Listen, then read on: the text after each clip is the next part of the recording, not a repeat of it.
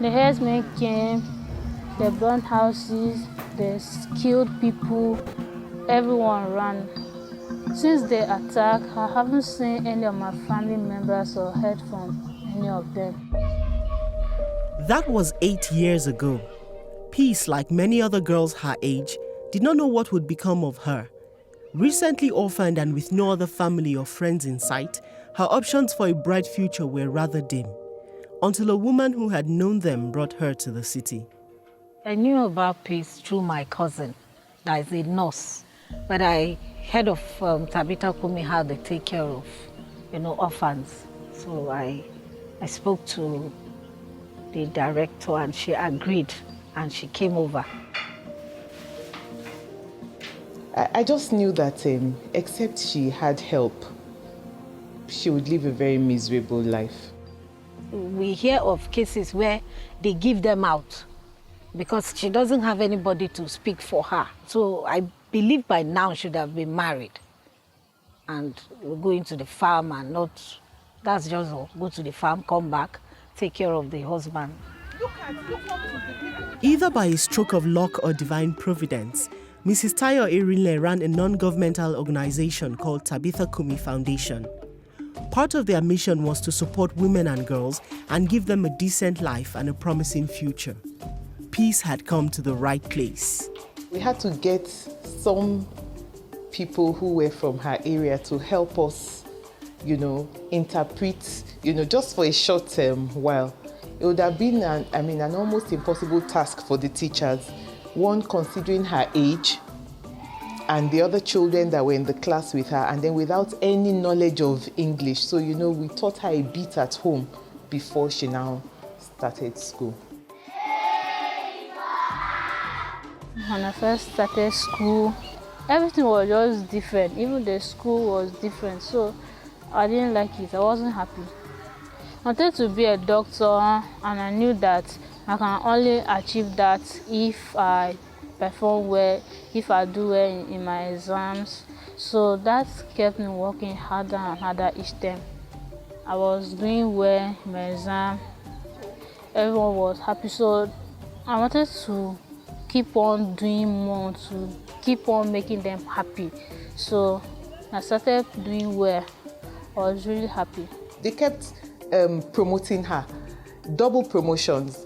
From nursery, I think she went to primary 1. By the time she got to primary 1, she went to primary 3, and she was always first. It changed her demeanor, her countenance. It gave her a lot of confidence. A United Nations statistic shows that in northern Nigeria alone, over 1.4 million children were victims of terrorist-related attacks in the year 2015. Out of that number, 2/3 are girls and women. If nothing is done, this is a statistic that will be on the increase. These innocent girls are vulnerable to rape, violation, and being trafficked as domestic and sex slaves. When all stakeholders in the community get interested in the issues of the girls, then there is bound to be success. In a lot of the hard-to-reach communities, the girls lack, adequate role models, people to look up to, because they don't have enough female teachers in such communities for them to look up to as, I would like to be like, this teacher. They don't have a lot of them in the health sector either. The nurses in most rural communities, because it's hard to reach, most of the nurses are men. As part of the plans to ensure that girls like Peace are mentored and make the right decisions for the future, Tabitha Kumi Foundation runs a girls' club. We saw that the dropout rate from the schools were very high. And so we saw that the girls needed attention. That if we're going to break the intergenerational poverty, circle, we needed to start with the girls. And so we started the Tabitha Girls Club to mentor the girls, to give them a self-esteem, to teach them life-building skills, and also to help the stakeholders in the communities know that if these girls are taken care of, the communities will move forward. Tabitha Kumi Foundation recently conducted a Girls Safety Initiative campaign with the theme Creating Safe Spaces for Girls in Communities.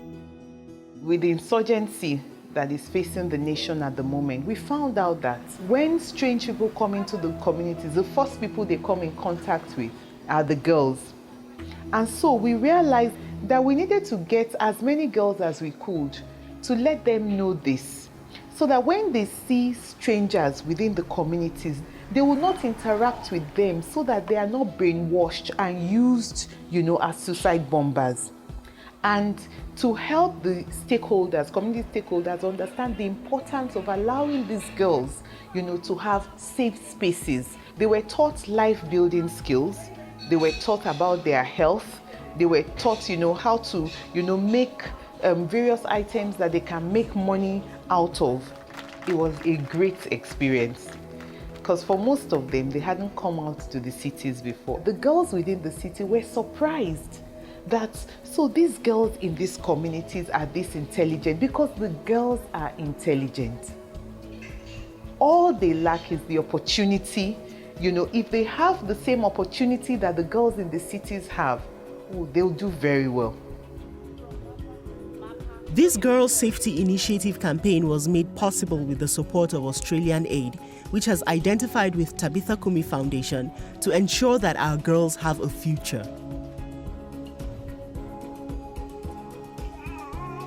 Hassana and Husseina are twin sisters who live in Mapa village.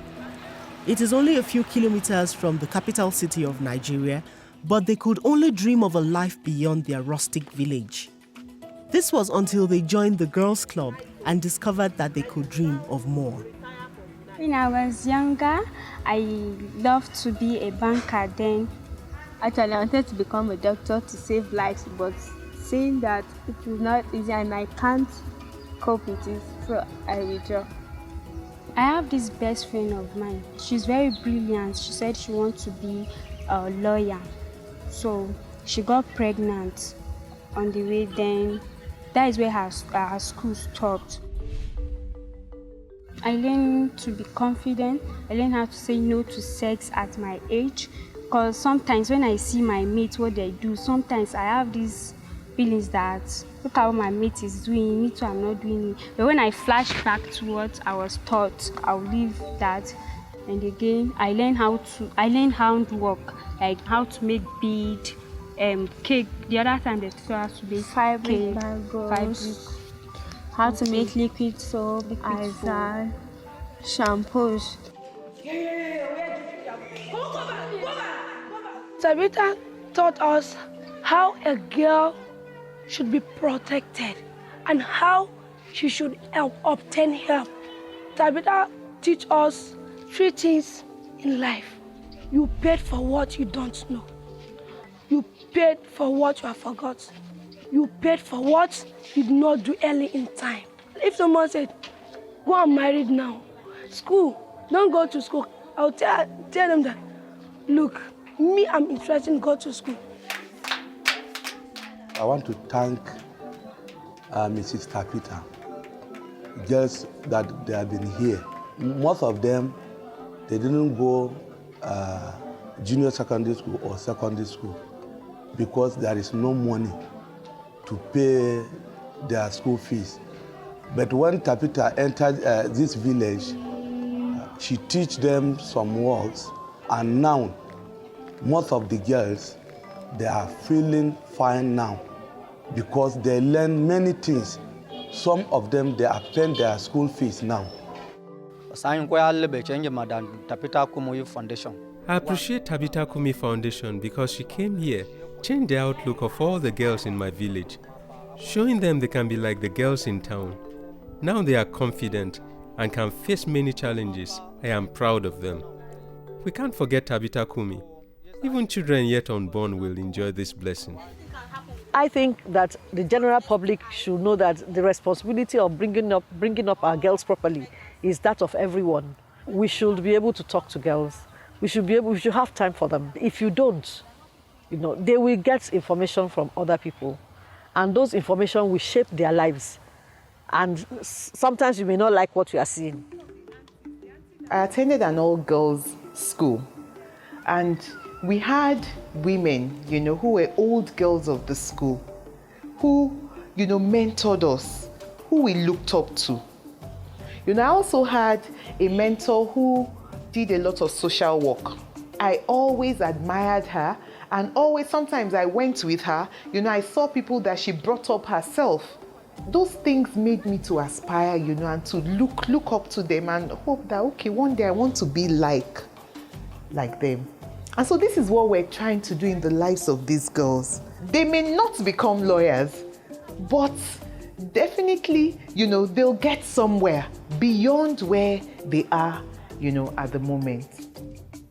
For girls like Peace, Hassana, Husseina, and Amamatu, without the support system of a mentor, there was no way they could aspire to greatness.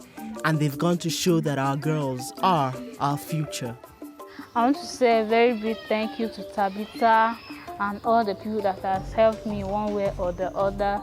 I think God gave me this opportunity because He wants a change in my village, and I'm the person to bring that change. Thank you, Tabitha.